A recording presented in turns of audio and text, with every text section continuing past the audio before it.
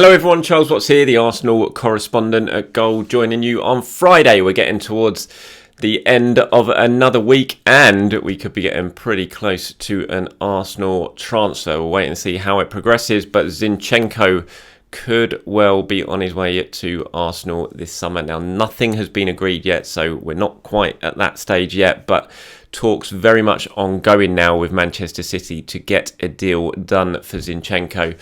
Player that Arsenal have been interested in for a long time. I've spoke about it in plenty of videos earlier on in the summer, but clearly that sort of interest in him kind of took a little bit of a backward step while Arsenal focused on Lisandro Martinez. But now we know Martinez is about to complete his move to Manchester City. Arsenal aren't going to be signing him, and so it seems like the interest in Zinchenko has been revisited and very much accelerated, with talks now taking place. This was first reported by David Ornstein at The Athletic yesterday that talks were taking place, and you never doubt David anyway, but I can absolutely confirm that is very much the case, that these talks are progressing, and I'm told they are progressing well. Now, there's still stuff to be ironed out, but all parties are pretty open to this move being done, and Manchester City the feeling at Manchester City is that Zinchenko will leave and he will become an Arsenal player. But we'll have to wait and see how it all progresses and how these talks goes. Can they agree on a fee? Because that hasn't been agreed yet. Until that is, then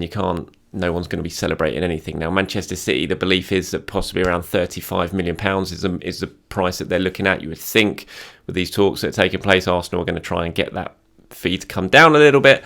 So we'll wait and see if they do manage to do that. But I can't imagine personal terms or anything like that are going to be a problem.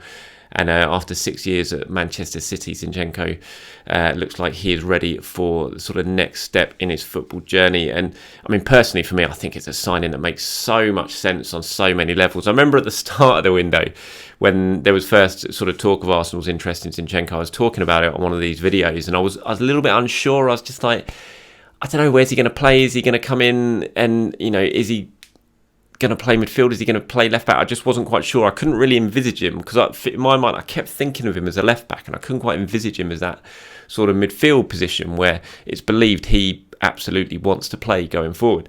And I remember at the time, lots of you were in my comments afterwards saying, no, he can absolutely play that number 8 role. He does it. He plays it for Ukraine. He's very, very good. And I wasn't quite sure. And then I watched him during the internationals this summer. I remember the Scotland game and Wales as well, and he was playing in that position. I was just so impressed. He looked really, really good in that role. He was so good on the ball, his eye for a pass, his technique, everything about it. I just thought, he is a very, very good player. And from that point onwards, I was very much on board with Arsenal potentially signing him. And then obviously it took a little bit of a backward step, like I said, with the whole Martinez thing, who clearly was, he was Arsenal's priority target this season, and potentially bringing someone in who can play as left-sided cover, can also play in midfield as well. But that hasn't happened, and when that doesn't happen, as a football club, you have to move on to your other targets. And Zinchenko, clearly has been a player on Arsenal's list, and that's where they've moved to. And like I said, I think it really does fit the bill for various reasons. He can play absolutely in that midfield number 8 type left-sided role. He can get forward, he can attack the box, he can provide cover for Kieran Tierney, which we know is absolutely essential. Nuno came in, and after a bright start, I think we all saw he had quite a lot of deficiencies in his game. He needs to go out, I think, this season on loan, have a good season playing regular first-team football at a high standard, and then, Arsenal make a decision on him further down the line. There are plenty of clubs who are interested in Tavares. It seems like Marseille are highest up in that chasing pack. But Arsenal wouldn't be able to let him go unless they brought someone else in who could cover for Tierney. And if they do get Zinchenko, then he can certainly do that. But he can absolutely play in that number 8, number 10, or number 8 type role on the left side of midfield. What this means for potential other midfield signings, like Tielemans, who they've been interested in for a long time, Lucas Paqueta, who's another player they are looking at, remains to be seen. Personally, I think if you sign Zinchenko, you've got to think it's probably unlikely they'll sign anyone else for that midfield role, because I don't know, why would you? Unless someone else went out, would you really do that? So I'm not sure, but again, we'll have to see. I mean, Arsenal, they're interested in Tielemans. We know that. It's been going on for a long time.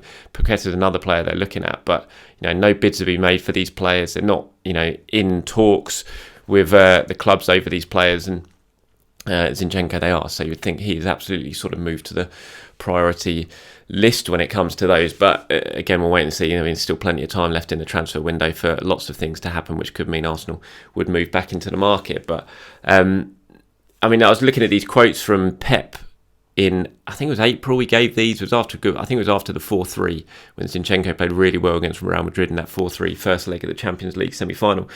And he was asked, what's his best position? And he said, in the pockets as the attacking midfielder, that is his position, definitely. When we brought him from Ukraine, he was a number 10, a Phil Foden type position, a creative player. And then he went on to talk about why he ended up playing at left back because of because they didn't have a left back, and he adapted to that player position really well because he's well educated and he knows exactly what it means.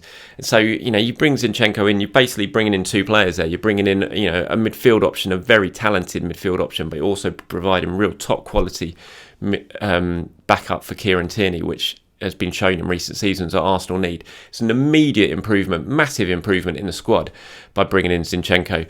I think it'll be up for debate, and some people will probably question, is he a game changer in the sort of starting 11? Would he come on and absolutely massively raise the level? You'd have to say that, fair play, that is potentially up for debate. Personally, I think it would, because at the moment we've got Granit Xhaka playing in that position, and I don't think, I know that that's not Granit Xhaka's best position. There's no doubt he's not a number 8. He played it all right last season when he needed to in the second half once we'd gone to the 4-3-3. But Zinchenko comes in. He's a definite improvement on Granit Xhaka in that role. He's just about to hit his prime, and I think he would absolutely go up another level if he's playing regularly in that position in the Premier League. So I'm all for it, I have to say. I think it'd be a really sensible move. It ticks an awful lot of boxes, and it just seems, sometimes these transfers, you look at them and think, that makes sense, and this one absolutely makes sense. He's Premier League ready, doesn't need to adapt. He knows Arteta, won't need to adapt to a new manager.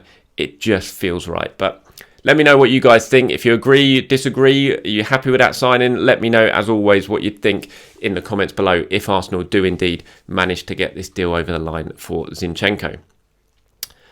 Elsewhere, sort of transfer-wise story doing the rounds this morning, really surprising one as well. Omari Hutchinson to Chelsea. It seems like he is going to be off and switching North London for West London, which is absolutely a big surprise to an awful lot of people. It's a weird one. I mean, he's such a talented player, Hutchinson, no doubt about it. But Arsenal have got an awful lot of talented young players, and only so many of them can be given an opportunity. And you kind of look at Hutchinson and you look at Flores, and the two of them are pretty much competing, really, potentially for that role. Who can play out wide? They can both play at number 10, and one of them's probably looking at the other and thinking, do I need this type of competition? And then on top of that, Marquinhos has also come in this summer as well, and for Hutchinson as well, that's a player that plays in his role. But to Chelsea, I think it's a bit of a crazy decision for me. I can understand him going and wanting to go, and if he's got an opportunity elsewhere. But Chelsea, it just, how many of their players have gone on, progressed through to be, regular stars? Is he got more chance making it at Chelsea than he does at Arsenal?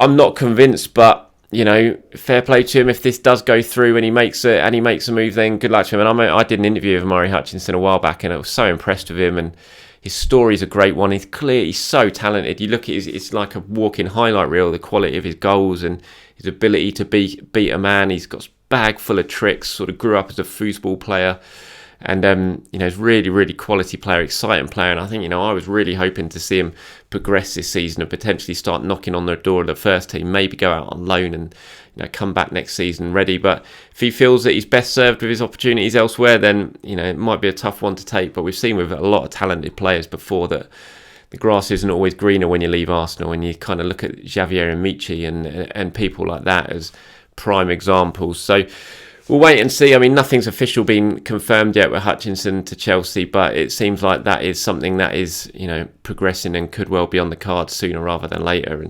And it's a shame because he's clearly a very talented player, and we'll see. Let me know, obviously, what you guys think about that. And in terms of sort of other possible incomings, I spoke yesterday about Tielemans and Paqueta. Honestly, my comments yesterday, I did a YouTube show with Arsenal Analysed, it was, and my comments just got absolutely picked up. It's mad. I mean, honestly, I just urge anyone, when I'm attributed to anything on social media by any of the sort of our big Twitter account aggregators and my comments are attributed to them, I just urge you all to actually go back and look and watch what I actually have said or I've actually written in various pieces, because it's like Chinese whispers. It's like one aggregator takes one comment without the full comment, and then within an hour 10, 20 other accounts have taken, and it ends up being completely different to what it started out. I think yesterday I was talking about Lucas Paqueta, and during this interview I gave on the YouTube channel, and I was saying that he's a player that Arsenal, are interested in, are looking at. Nothing, there's been no bid or anything like that, but people close to him think that are expecting that a bid could come in from Arsenal. And by the end of that, and all the aggregators have picked it up, it ended up, I saw someone saying that, basically saying that I'd said that a bid is imminent, which is absolutely not what I said. And it had just been changed so many times by these aggregators who clearly hadn't even watched what I'd said in the first place. And so, yeah, I just do urge you to, whenever you see me sort of attributed to anything on a website or on Twitter or anything, then actually go back and check to see what I've actually had to say before taking it as gospel. Because with Paqueta, Arsenal, he's a player they're interested in. No doubt about it. Someone that he's been on the list, and it's just But from being interested in to actually being about to make a bid, that's not what I said at all. It's that people sort of close to him believe that a bid, could be coming. But that's not me saying that it will happen or anything like that. So I just urge everyone to take it all into context, and the same with Tielemans as well. But we'll wait and see what happens now with these transfers. Personally, as I said at the start, I kind of feel like if they get Zinchenko over the line, I'd be surprised if you add anyone else to that midfield, especially with Vieira having already come in, obviously, this summer. I think the only way, and this is just a hunch again, before the aggregators pick it all up and say I'm saying it as gospel, is that it kind of feels like if Zinchenko arrives, you'd think that possibly the only way they'd add another midfielder is if someone left, and there is plenty of time left in the transfer window for that to happen. Anything can happen. So we'll wait and see. But again, that's just me talking as more of a hunch than anything else. So please don't just pick it up and put it everywhere across social media. So yeah, anyway, let me know what you guys think about anything that I've said there. And before I go, a quick mention of Austin Trusty. Remember Austin Trusty? Arsenal signed him in January from Colorado Rapids, the MLS American defender, international, and loaned him straight back to Colorado for the remainder of the season. Well, obviously now he's officially an Arsenal player in January, but he has now gone out on loan to Birmingham City. Whether Austin Trusty ever plays for Arsenal remains to be seen. But he is in England, so we're going to get a good look at him next season, which should be interesting, playing in the Championship, of course, which is a very, very good league. And it'll be a really good experience for Austin Trusty, and I think we'll all get a good indicator of just, what sort of quality player he is. He's a centre-back, we know that, sort of mid-20s. And he's been announced as a Birmingham player. Arsenal have announced it, although they haven't put out on their Twitter account yet. It's on their website. Austin's been speaking about his move. This is what he says. He said, "It feels great. I'm honoured. I'm blessed. I'm excited for the new chapter and the new challenges. I'm just really happy to be here at Birmingham. I'm a centre-back. I'm willing to run, to get stuck into challenges, and willing to sacrifice for my teammates. That is the kind of player you're getting from me, and that you are getting for the team. I know it's going to be a big challenge. I know the intensity is going to be tough.